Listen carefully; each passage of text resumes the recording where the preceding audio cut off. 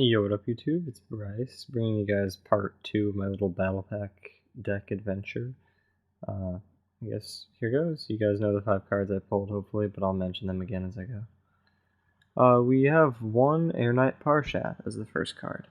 No, I did not pull this, that's not why I'm running it, but I guess Xerion Universe is a card that I pulled, and I guess my concept for the deck is basically piercing and using it as a somewhat viable mechanic in the game. And it's been working surprisingly well because people aren't used to having to play against that in like a way that actually matters, basically. Like, yeah, there are a few cards with piercing. I can't even think of a relevant one off the top of my head, but it's just an odd mechanic that people aren't used to playing against, and it's been doing better than I expected. And I have that in there just to draw cards and for funsies and nostalgia, basically. And then we have 2 Barbaros, because we side skill drain, it's 1900, and it is a Beast Warrior, which works well with the deck, basically. And then we have 2 Enraged Battlelocks, a card that I have thought for a long time, this card is going to be good someday. Not that this is that day, but the card does work well in this deck. It is a 1700 beater, 1800 with Tanky on the board, and it gives all Beast Warriors piercing, so including himself, including Barbaros, so that's cool.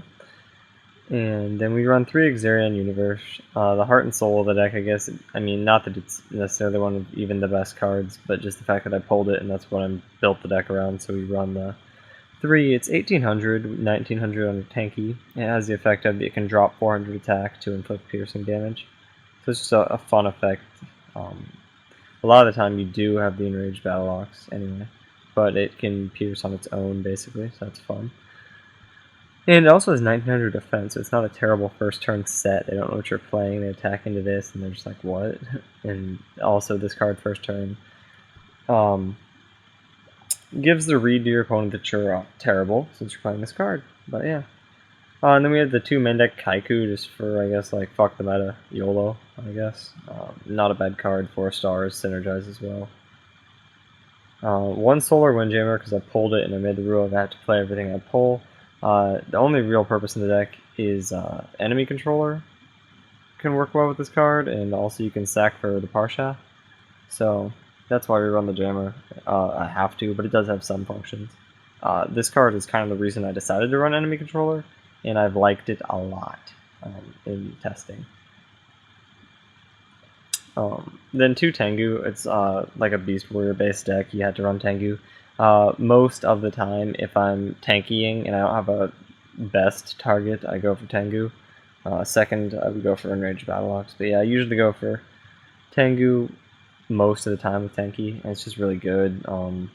Tengu plus Econ is busted, and just Tengu with Horn is good, just like any beast with Horn is good. 1 Book of Moon, because the deck focuses, like I said, on piercing, plus Book is just a good card. 1 Dark Hold, it's Dark Hole. 2 Econ.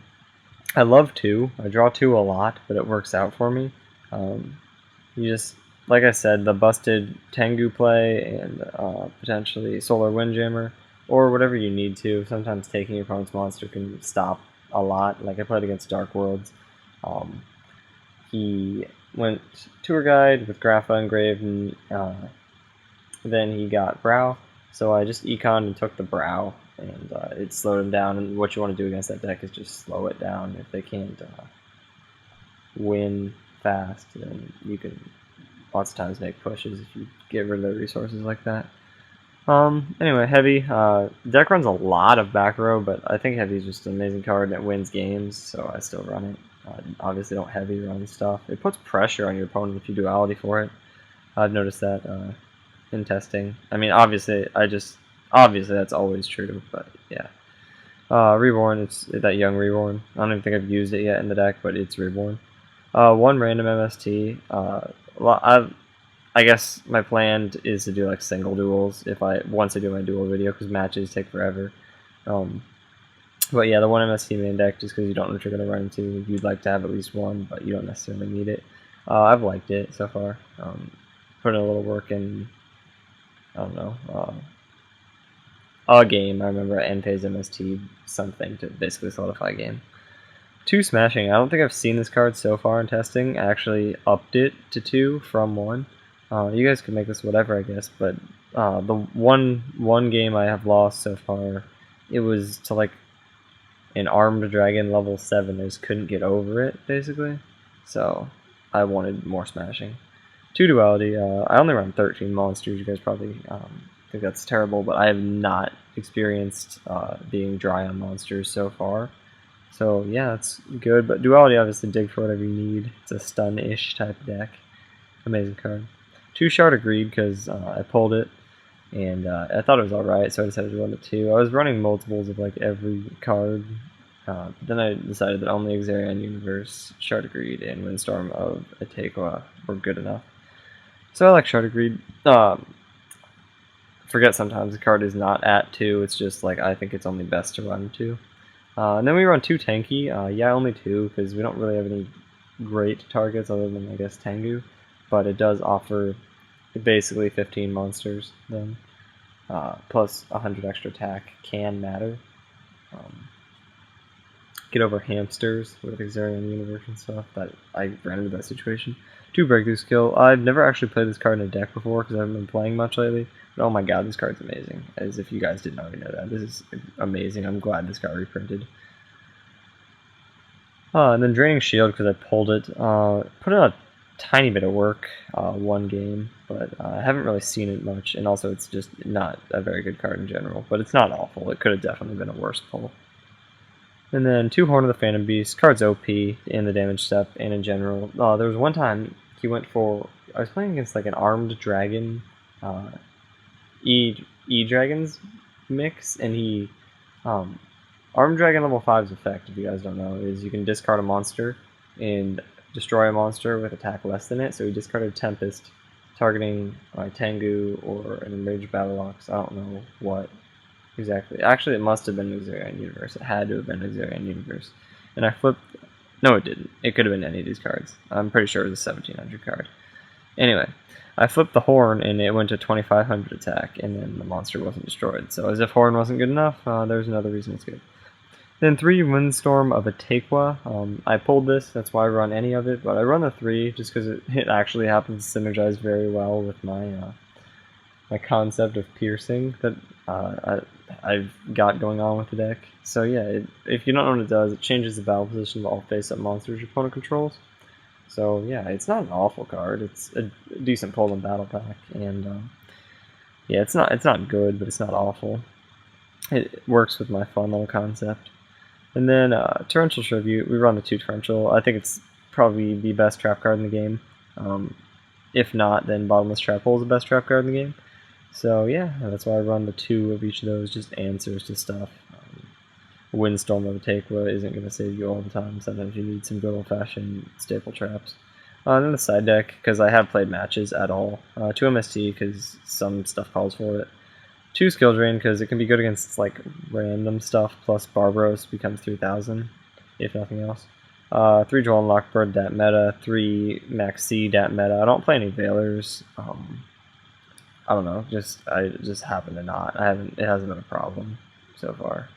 I've gotten pretty lucky, maybe, I don't know. And then 3 Macro, just because doesn't hurt me at all, and it is good against some stuff. I could play Iron Wall, but whatever. Like, I play Kaikus, and this deck's pretty much for fun.